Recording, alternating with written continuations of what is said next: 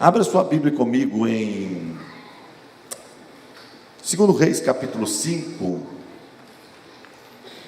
O tema da mensagem: o difícil está dentro. 2 Reis, capítulo 5, quem achou diz amém. Não deu tempo. Não deu tempo, poucos aí acharam. Você falou amém no piloto automático, não foi? Achou? Meu Deus, é os que vieram do culto da manhã, né?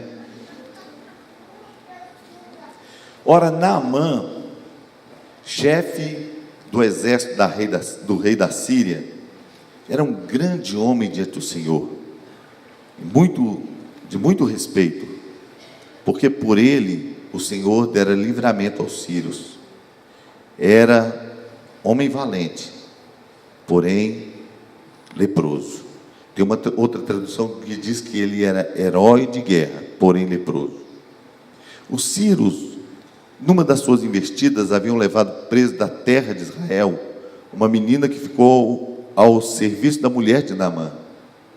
Disse ela à sua senhora: quem dera o meu senhor estivesse diante do profeta que está em Samaria, pois este o curaria da sua lepra. Então Naamã foi notificar a seu senhor, dizendo: assim e assim falou a menina que é da terra de Israel. Respondeu o rei da Síria: vai, anda, e enviarei uma carta ao rei de Israel. Foi, pois, ele e levou consigo 10 talentos de prata, 6.000 siclos de ouro, 10 mudas de roupa. Também levou ao rei de Israel a carta que dizia: logo em chegando a ti esta carta, saberás que eu te enviei Naamã, meu servo, para que o cures da sua lepra. Tendo o rei de Israel lido a carta, rasgou as suas vestes e disse: sou eu Deus que possa matar e vivificar, para que este envie a mim um homem, a fim de que eu cure da sua lepra? Notai, peço-vos, e vede como ele anda buscando ocasião contra mim. Quando Eliseu, o homem de Deus, ouviu que o rei de Israel rasgara as suas vestes, mandou dizer ao rei: por que rasgaste as suas vestes? Deixai-o vir ter comigo, e saberá que há profeta em Israel. Veio, pois, Naamã com seus cavalos, com seu carro, parou à porta da casa de Eliseu.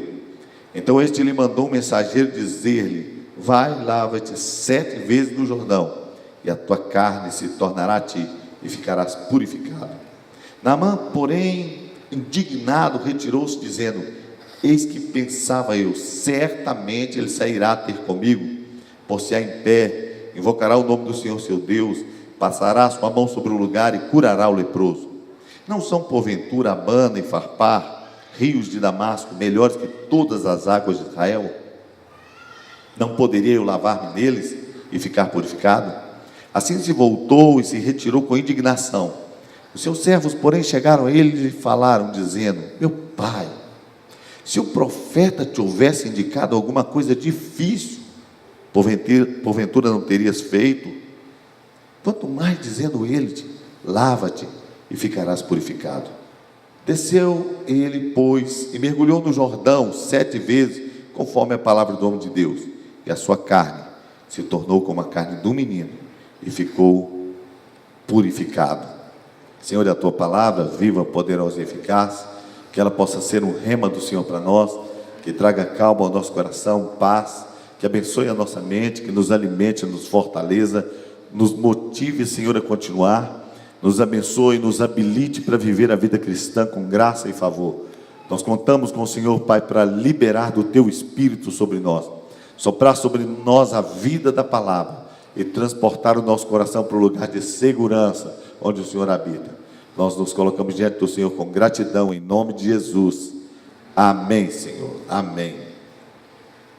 Eu vou pregar hoje uma mensagem para quem crê em Jesus. Vou pregar para quem é crente. E é interessante que a palavra do Senhor diz que o Evangelho é o poder de Deus para a salvação de todo aquele que crê. O poder é liberado e o Evangelho começa quando você crê. Não termina quando você crê, começa. E quando ele começa a ser liberado, este poder vai se aplicando e se manifestando de forma a nos salvar. Ele vai nos liberando de nós mesmos. Ele nos salva de viver do pecado, na morte, na vida sem sentido, numa vida improdutiva. Ele nos salva de viver uma vida cristã monótona, Ele nos salva de viver incrédulos, Ele nos salva, o Evangelho nos salva. Mas o Evangelho não é para alguém que tenha crido, o Evangelho é para aquele que crê. O Evangelho permanece sendo poder para aquele que continua crendo. E o Evangelho está sendo liberado hoje para mim e para você. E eu quero te dizer que todos nós fomos chamados para frutificar. Deus nos chamou para que nós sejamos frutíferos e vivamos uma vida que glorifique a Ele. Nenhum de nós foi chamado para ser carta branca, nem para ser esquecido do banco, como se nós só tivéssemos que congregar. Congregar é uma coisa muito boa, vir à igreja é importante, mas Deus tem mais para você. E é porque Deus está sonhando com você e projetando que você viva mais, é que eu quero ministrar uma palavra para tocar o seu coração. E o tema desta mensagem é muito propício, porque ele mostra para nós que muitas das nossas dificuldades só acontecem porque estão dentro de nós. Em um determinado momento, um homem que tinha tudo para ser abençoado, começou a achar uma ordem muito fácil, algo muito difícil. Eu queria descobrir com você por que coisas que nos travam e parecem grandes para nós, talvez são coisas bem simples que nós podemos vencer com facilidade. Eu estava no supermercado, claro, eu estava lá porque minha mulher mandou, e então eu cheguei lá e encontrei um irmão que eu conheci há muitos anos, quando eu vim para a Igreja Batista da Paz. Na época ele era bem jovenzinho, foi um daqueles jovens que votou para que eu estivesse aqui, e lá estava ele com os cabelos grisalhos. Eu até assustei quando encontrei com ele, e vi já de cabelos grisalhos. Falei: rapaz, quanto tempo você está pintando os cabelos? Ele disse: pois é, pastor, estou assim também. E claro, indicou logo que os meus também estavam brancos, e ele me disse: como está, pastor, o senhor está firme? Eu disse para ele: estou firme demais, rapaz, estou lá na Igreja Batista da Paz, uma bênção. E perguntei para ele: e você, como você está? Você está firme? E ele disse para mim: não, pastor, eu parei de congregar. Falei com ele: você parou? Ele disse: parei. Mas por que você parou de congregar? Ele me disse: pastor, eu estava lá na igreja tal, e eu era ministro de louvor, mas eu comecei a investir na música sertaneja, e eu não queria dar um mau testemunho, então eu parei de cantar e eu deixei a igreja. Eu fiquei um pouco surpreso, e talvez até um pouco sem graça, e ele disse para mim: mas eu estou bem, pastor, estou bem com Deus, e eu não estou congregando, mas eu estou bem. Eu confesso que eu fiquei sem graça de falar com ele, mas eu disse: querido, eu queria te falar uma coisa com muito carinho, com muito respeito. Esta é uma mentira que nós contamos para nós mesmos. Não dá para estar bem se nós estamos fora da igreja, porque a igreja é a ideia de Deus para a humanidade. Jesus disse: eu vou edificar a minha igreja, e as portas do inferno não prevalecerão contra ela. A palavra do Senhor diz que a igreja é o corpo de Cristo. Não dá para estar bem estando excluído da igreja. Eu comecei a dizer para ele: você pode pensar, não, eu ainda tenho conceitos cristãos, eu ainda tenho pensamentos cristãos, eu ainda procuro conduzir a minha vida com alguma clareza, mas não dá para estar bem, especialmente conhecendo a verdade e se afastando da igreja. Ele disse: tudo bem, pastor. Conversamos um pouco. Ele disse: depois eu vou lá fazer uma visita para vocês. Talvez ele esteja aqui hoje. Seja bem-vindo, se tiver.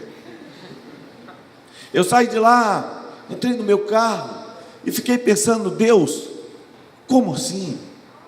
Por que alguém que está no altar? Por que alguém que adora? Por que alguém que conhece o Senhor, que conhece a palavra, como alguém que te conhece, Senhor, pode deixar o Senhor, pode deixar a igreja? Comecei a pensar: por que, Senhor? E é interessante que enquanto eu estava pensando isso, veio uma palavra no meu espírito, e a palavra era essa: chega um tempo em que adorar não é mais o suficiente. E às vezes as pessoas que estão no altar já não se contentam em adorar, mas o homem é seduzido pelo desejo de ser adorado, a busca pela fama. E Deus começou a falar no meu coração que este caminho não é novo, foi inaugurado por Satanás lá no céu. A palavra do Senhor diz: perfeito era em todos os teus caminhos, andavas no meio das pedras afogueadas. No dia em que fostes criado, para ti foram criados os pífaros, a cítara, os tamborins. Satanás estava envolvido com a música. No dia que ele foi criado, foram criados os instrumentos. Alguém diz que ele foi regente de adoração no céu, e o pastor Eibe diz que se foi, ele esqueceu, porque as músicas que estão no mundo hoje são muito ruins. E de repente o diabo estava adorando, mas agora ele não se contentava mais em apenas adorar, e ele passou a ter uma sede por ser adorado. Ele diz: eu vou colocar o meu trono acima do trono de Deus. Talvez chegue um dia no nosso coração em que somos seduzidos pela fama, por querer ser alguém que queira o meu autógrafo, alguém que queira a minha foto. Já não mais quero apenas cantar, eu quero encantar. Eu quero pessoas fazendo fila para me ouvir. E as pessoas deixam o altar. E aquele moço deixou o altar. E é interessante que, quando ele fez isso, ele foi buscar uma coisa que Deus não deseja. Porque quando Deus pede a nossa adoração, não é porque Ele seja carente, não é porque Deus esteja frustrado sem adoração, não, é porque Ele sabe que a adoração não muda o que Deus é, mas muda o que eu sou, porque você se torna parecido com aquilo que você adora. A Bíblia diz: os ídolos deles são ouro, prata, madeira, obras de mão de homem. Tem boca, mas não falam, tem olhos, mas não veem, tem ouvidos, mas não ouvem. Som nenhum sai da sua garganta. Tornem-se semelhantes a ele os que o fazem e aqueles que nele confiam, os seus adoradores. Quando você adora, você vai ganhando a essência do que Deus é. A adoração se tornou para o diabo lá no céu, se tornou para Lúcifer uma obsessão, de tal sorte que ele pecou e caiu, e quando ele estava na terra e tomou do homem o poder e a autoridade, ele disse: eu te dou qualquer coisa, eu te dou tudo que eu conquistou, disse a Jesus, se você se puser de joelhos. Por uma vez de joelhos, por se prostrar uma vez, eu te dou tudo, porque o diabo tinha obsessão pela adoração. E quando nós deixamos o nosso altar, o lugar onde Deus nos colocou, o nosso serviço, porque você já me ouviu falar muitas vezes que um crente não pode ter uma vida saudável, uma vida cristã, uma vida espiritual saudável, sadia, se ele apenas está plantado em Deus. Ele precisa estar plantado na vida da igreja, ele precisa estar plantado em relacionamentos, ele precisa conhecer as pessoas. Vir ao culto e sair do culto, e vir ao culto e sair do culto, não será o suficiente. Você precisa de um pequeno grupo, você precisa de um ministério, você precisa estar envolvido, você precisa conhecer pessoas, porque mais cedo ou mais tarde, apenas indo e voltando, você não estará plantado na sua vida espiritual com profundidade. Mas há algo maior do que isso ainda. Mesmo estando plantado na vida da igreja, você, para crescer espiritualmente, porque para você ter bases profundas, você precisa se plantar na igreja, mas para crescer espiritualmente, você precisa servir, trabalhar, ter um altar, ter um ministério. E o seu altar não é este palco, altar não é o lugar onde está o pastor, onde estão os músicos. Altar é o lugar onde você apresenta a sua oferta, altar é onde você serve. E se tem alguém adorando aqui, mas tem um diácono lá fora cuidando do carro, aquele diácono fez daquele espaço lá no asfalto, o seu altar. Todas as vezes que a gente deixa o nosso altar, todas as vezes que nós deixamos o lugar onde nós oferecemos a Deus, nós estamos também talvez pedindo a Ele que se prostre diante de nós, que diga: volte por favor, preciso de você. A igreja não é mais a mesma sem você. Uma crise tão grande, quando nós estamos deixando o altar e vivendo uma vida desesperadora, longe do Senhor. Mas quando você entende o que é vida de altar, você entende o que é ser servo de Deus. E Deus não quer pedir licença para te chamar de servo. Deus quer ter um relacionamento com você, onde servir a Deus é lugar de honra. Ele quer que você tenha isso como um lugar de graça. Por isso que quando Moisés disse: Senhor, envia outro, segundo Miles Monroe, Deus cirou com ele. Segundo a Bíblia também, Miles Monroe diz que é porque não se pode usar na mesma frase a palavra Senhor e envia outro. Todas as vezes que nos dirigimos a Deus, dizemos Senhor, nós não podemos dizer envia outro, porque se Ele é o seu Senhor, Ele chama você, Ele fala com você, Ele envia você, você é servo, você obedece. Deus nos tem chamado para um lugar onde nós vamos servir, onde nós vamos viver e trabalhar e glorificar a Deus. O trabalho de Satanás é neutralizar todo cristão, a fim de que ele não exerça o seu ministério.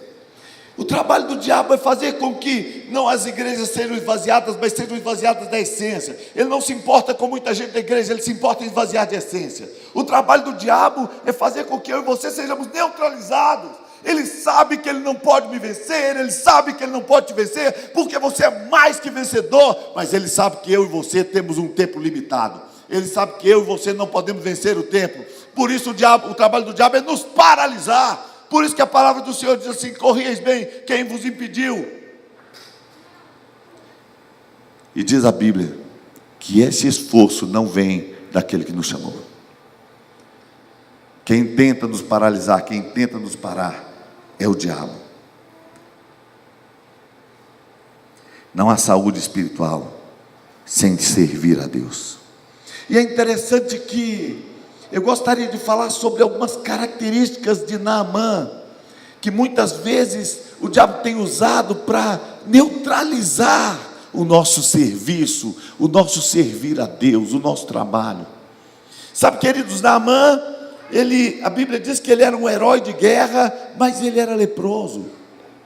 E a palavra do Senhor diz que quando Naamã ouviu falar de um homem que podia curá-lo, ele se moveu, procurou o rei, foi até Israel, e ele chegou em Israel, e ele estava voltando para casa, com todas as possibilidades de ser curado, mas ele não estava levando a cura, estava voltando leproso. Sabe por quê? Porque dentro dele se tornou difícil. A maior crise para nós é quando as coisas dentro de nós se tornam difíceis. Alguém chegou perto dele e disse: se alguém tivesse te mandado fazer uma coisa muito difícil, você faria?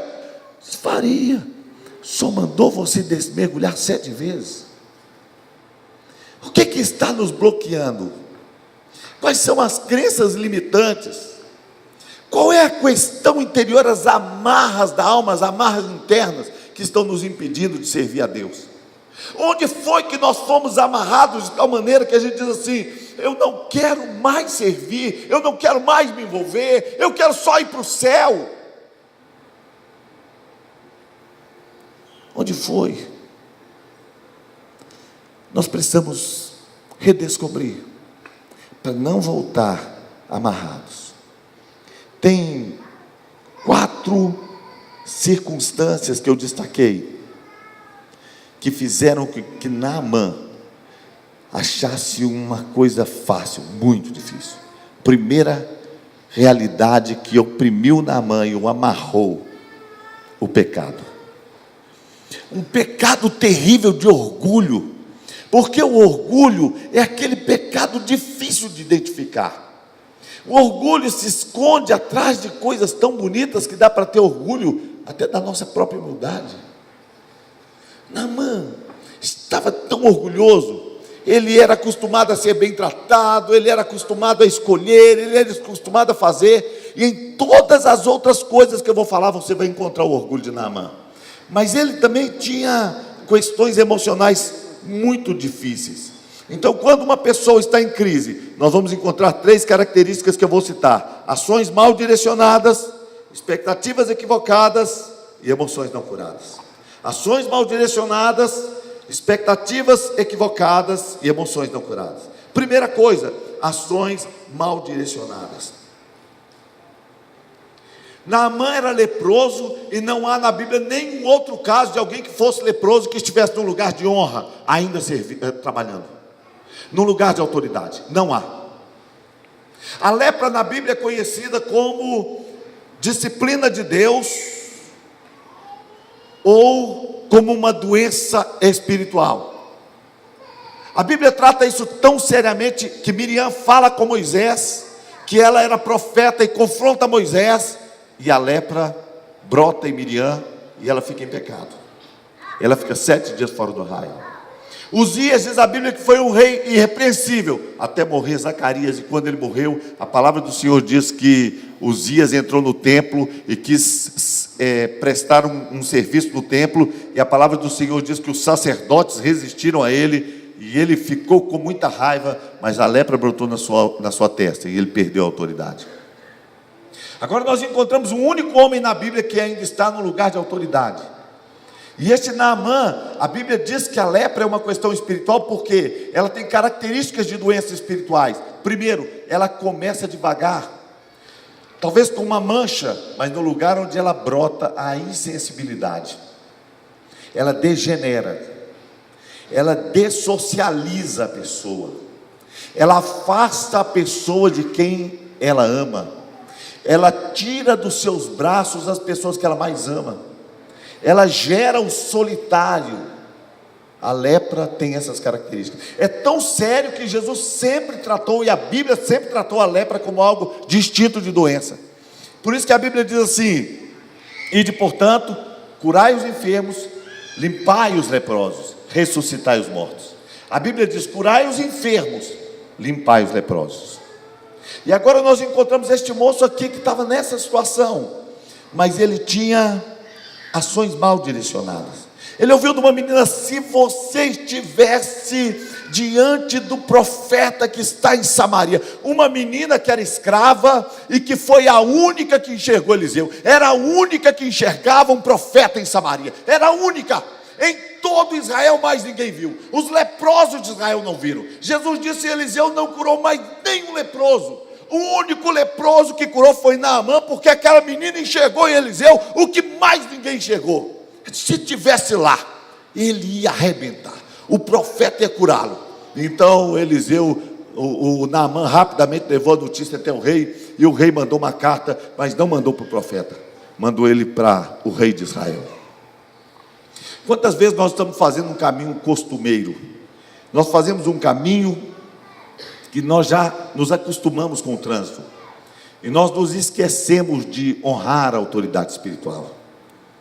Quantas vezes nós passamos pelo caminho que nós já aprendemos a passar, e começamos a viver com expectativas, com ações mal direcionadas. A maior crise da nossa vida, ou as maiores crises da nossa vida, estão baseadas nesses 3 pilares: ações mal direcionadas. De vez em quando nós queremos resolver a nossa vida, mas nós percebemos que muitas vezes nós temos uma palavra de Deus numa direção, mas nós vamos em outra.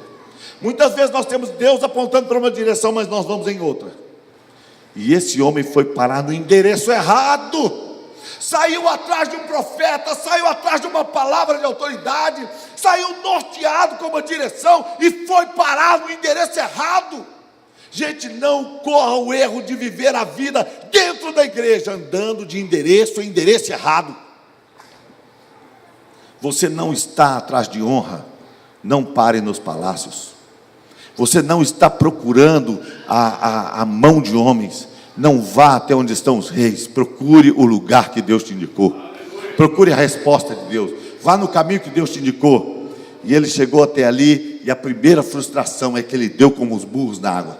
Ele chega ali e o rei rasga as roupas, diz: eu sou Deus, isso você está querendo é uma guerra, como é que eu vou resolver um problema desse?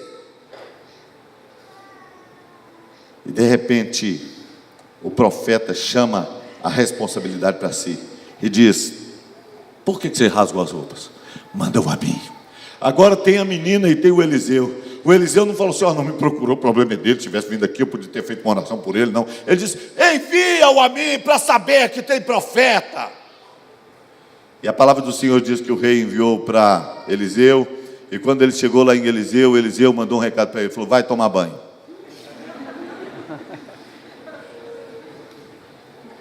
E ele estava cheio de expectativas equivocadas. Falou: mas como assim? Eu cheguei aqui, não tem tapete vermelho. Eu cheguei aqui, o profeta não veio. Ele não passou a mão sobre mim, não invocou o seu Deus. Eu estava esperando que ele fizesse tudo isso. E todas as vezes que você tem as expectativas erradas, você vai ficar completamente frustrado. Ele estava dizendo: eu queria alguém que tocasse em mim, porque toda pessoa que está com lepra não é tocada há anos. Por isso que aquele leproso, quando chegou perto de Jesus, diz: Senhor, se quiseres, pode limpar-me. A Bíblia diz que Jesus o tocou e disse: quero ser limpo. A primeira cura que Jesus fez na vida dele foi emocional. Primeiro foi tocar, depois dizer: seja limpo. Todo mundo que tocasse o leproso ficava impuro. Jesus tocou e ele ficou limpo, ele ficou curado. Agora Naamã tem a mesma expectativa: eu quero ser tocado. Eu não recebo o abraço da minha esposa, eu não recebo o afago da minha esposa, eu não recebo o abraço do meu filho, os meus soldados me respeitam, as pessoas me respeitam, mas ninguém quer tocar em mim. E de repente eu venho do profeta e ele simplesmente me manda um recado, e ele sai dali indignado. Às vezes paramos de dar certo porque dentro de nós ficou tudo difícil, porque as nossas expectativas estavam em um lugar, e quando as coisas têm uma resposta diferente, a gente para de fazer o certo. Ainda era uma coisa fácil, mas dentro de Naamã ficou difícil.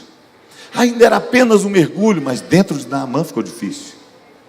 Ainda era algo grande que ele podia receber, mas dentro de Naamã ficou difícil. E ele começou a dizer: mas não tem rio melhor na minha terra. Abana, Farpar não são muito melhores que todas as águas de Israel. Todas as vezes que você entra nessa situação, você começa a achar argumentos para não fazer o que Deus sonhou para você, para não avançar.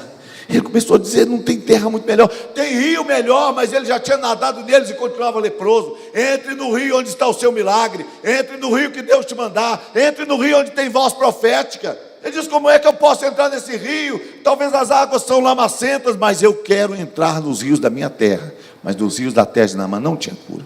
Quando ele estava indo pelo caminho, alguém disse para ele: mas rapaz, mas foi uma coisa tão fácil. Mas ele estava voltando para casa, leproso, porque ele tinha emoções não curadas. O maior problema do homem são as emoções. As emoções doentes nos fazem tomar decisões que são permanentes.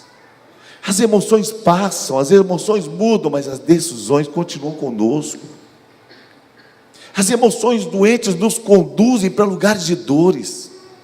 E agora sai Naamã todo machucado, todo ferido, debaixo da identidade de alguém que estava vivendo cheio de autocomiseração e de mágoas, tanta ira. Provavelmente havia resistência até ao próprio Deus, e vai voltando para casa. Sabe, irmãos, um dia eu estava conversando com um jovem, ele tinha um problema grave na sua identidade, e ele estava assumindo uma identidade que ele não queria assumir.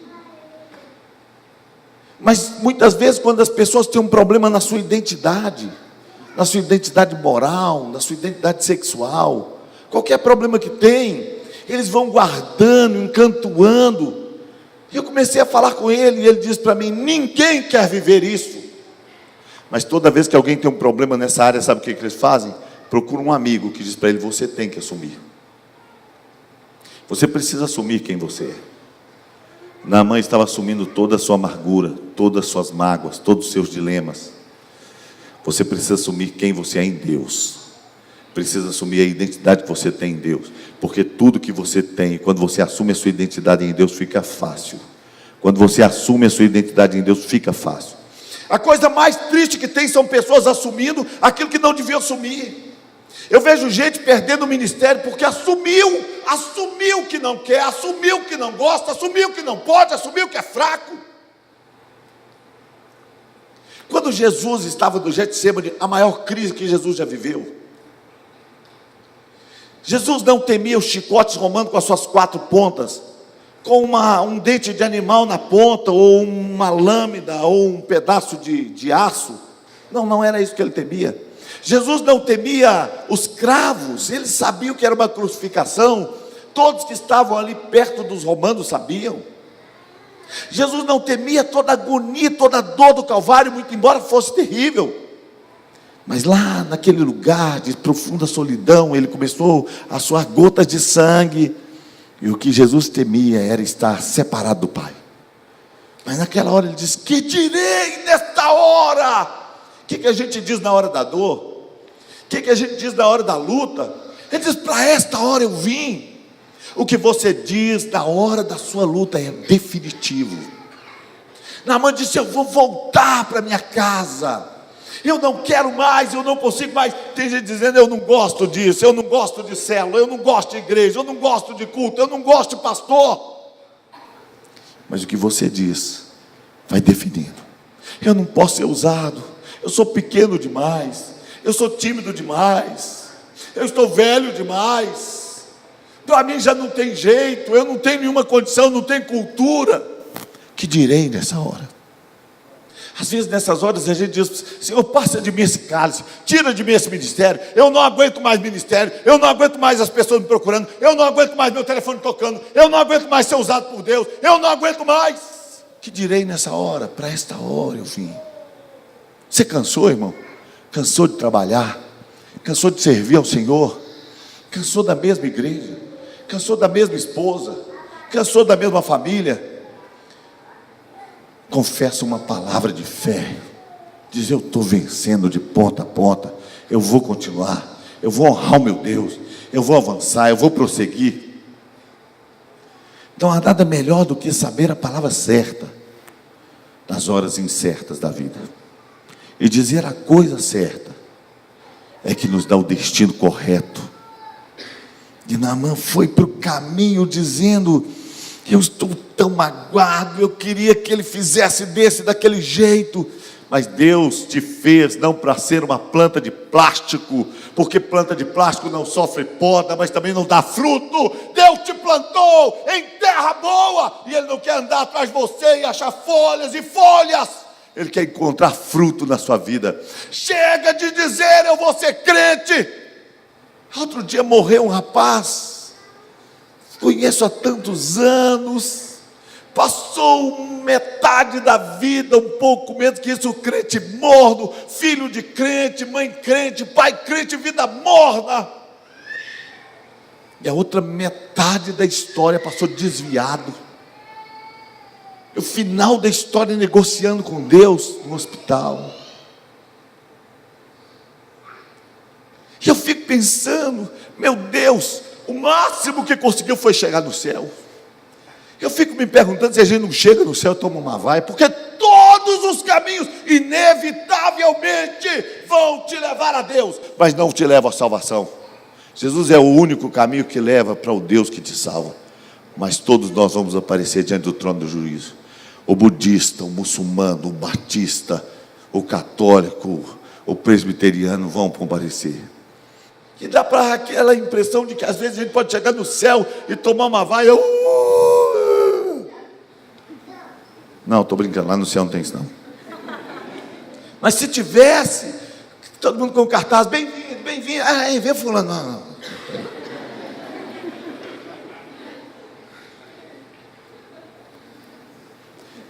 Sabe por quê?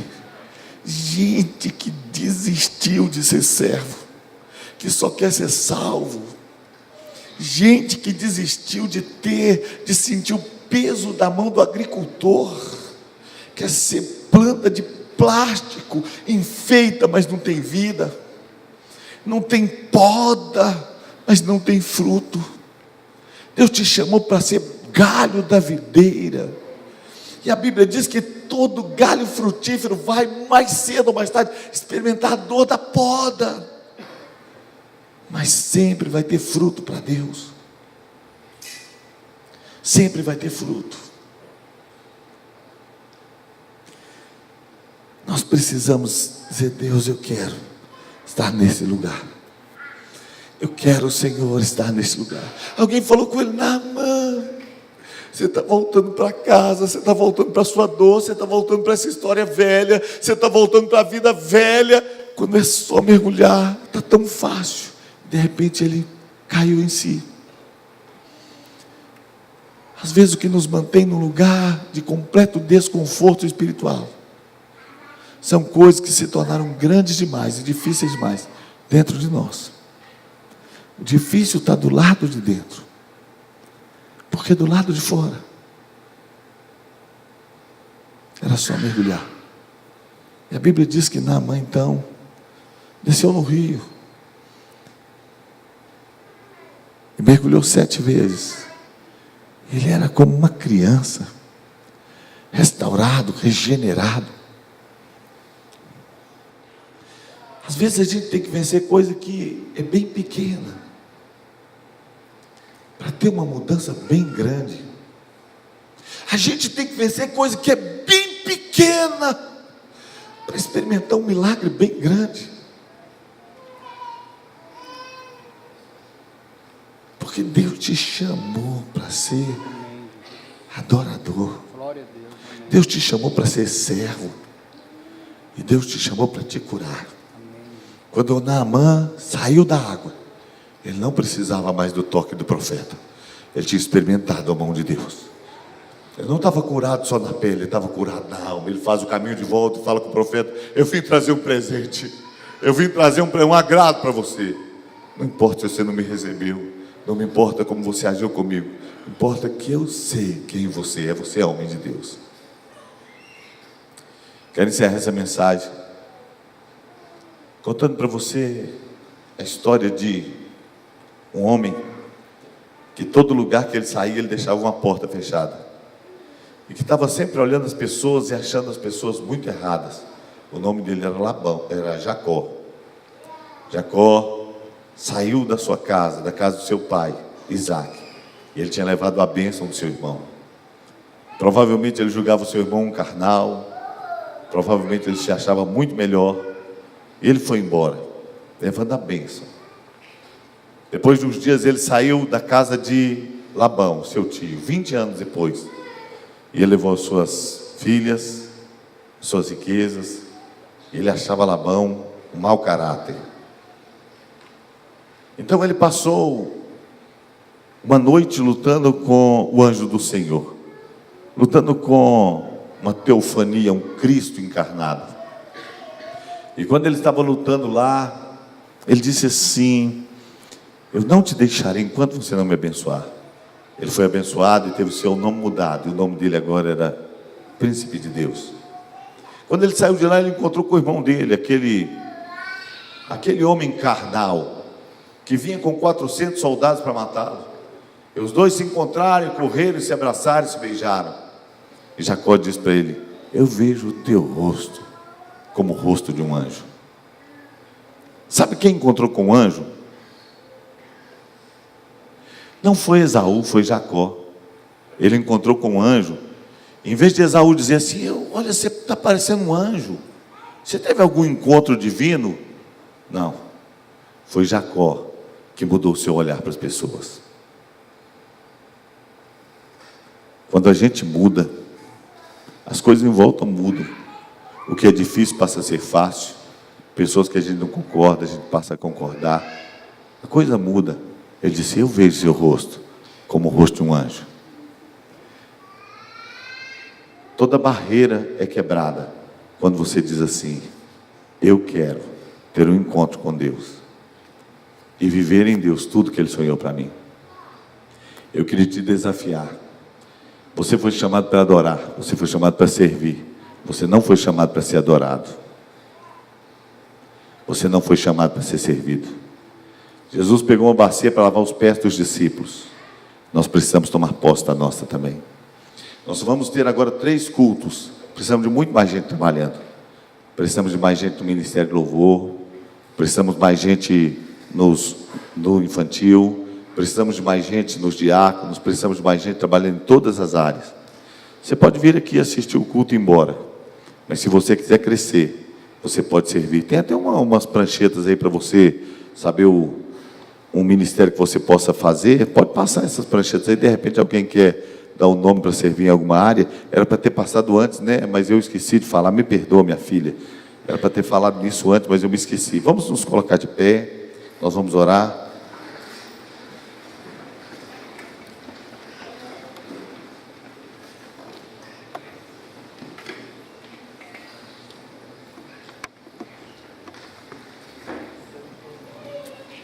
Fala com o Senhor. Quem sabe você parou. Quem sabe você parou. Quem sabe você é crente há tanto tempo que está se acostumando a ser crente. Quem sabe de alguma maneira você parou e não tem nem vontade de começar outra vez. Só esperando o dia de ir para o céu. O dia de ir para o céu não muda. O que muda é a forma de chegar no céu. O dia de ir para o céu não vai mudar. Todos os seus dias estão escritos no livro do Senhor. Eu e você estamos indo para lá.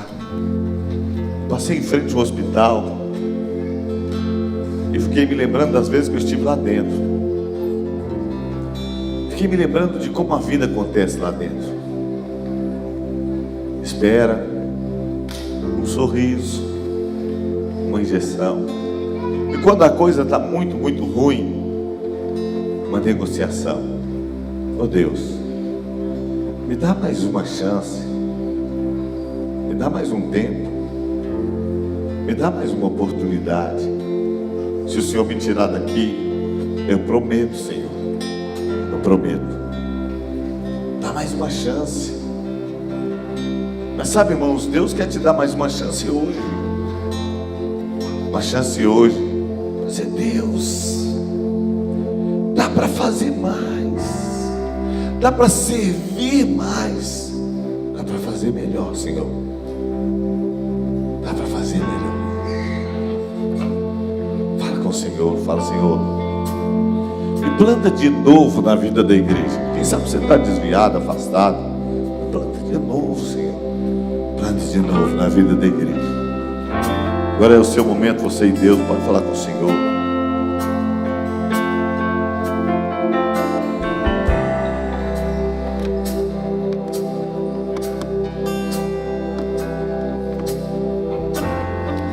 Fala com o Senhor.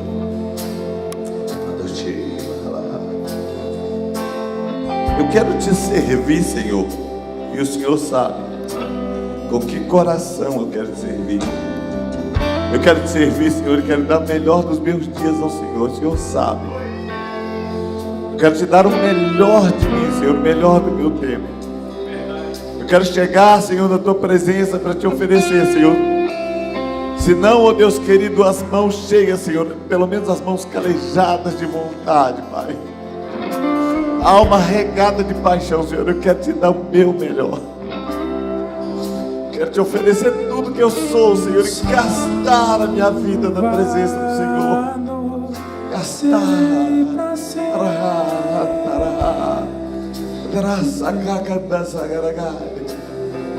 Recebe, Senhor, Deus querido, a minha adoração, o meu louvor, tudo que eu sou, Senhor, recebe.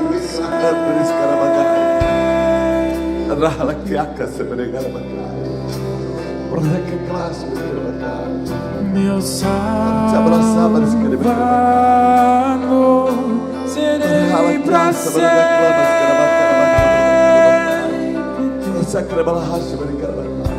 Fala com o Senhor, consagre o seu coração. Fala, me usa, Senhor.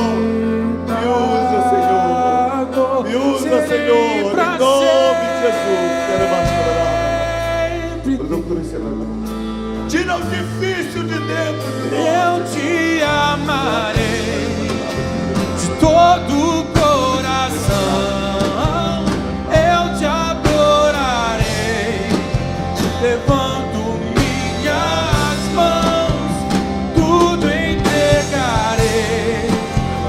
Sacrifício vivo, és o meu prazer, razão do meu viver. E eu te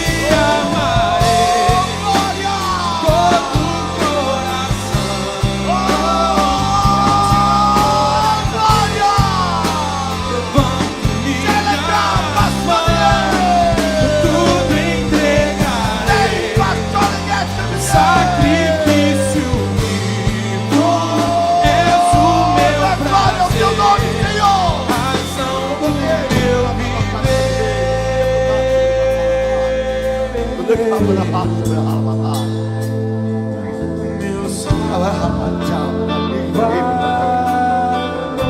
Te exaltamos, Rei das nações. Exaltamos, Rei das nações. Te adoramos, Senhor. Rei, Maharte, Mahai. Rapa na Haseme Rei. Rapa Tepa Tomri Rei. Repa na Graça Mahai. Ei, Brahma Tomri Rei Chamalaha. Rapa Tochetere Rei Malaha. Oh, Tiri Rei Chamaha. Chamaha Seri Rei. serei pra sempre. Xeremiana Bastonier. Meu libertador, serei pra sempre teu. Eu te amarei. Oh, aleluia. Todo o coração eu te adorarei. Levanto minhas mãos, tudo entregarei. Sacrifício vivo, és o meu prazer, razão do meu viver. E eu te amarei. Todo o coração eu te Aleluia. adorarei. Levanto minhas mãos, tudo entregarei. Sacrifício vivo, és o meu prazer, razão do meu viver. Aleluia. Aleluia. Aleluia. Coloca a mão sobre o seu coração se você deseja. Fala, eu consagro o meu coração, Senhor, para ser tudo que o Senhor sonhou para mim. Senhor, dentro de mim não vai ser difícil mais. Eu vou honrar o lugar que o Senhor me colocou. E eu quero te servir, Senhor, da melhor maneira possível. Em nome de Jesus. Amém, Senhor. Amém. Amém. Vamos aplaudir ao Senhor. Aleluia. Aleluia. Você foi abençoado? Glória a Deus. Glória a Deus.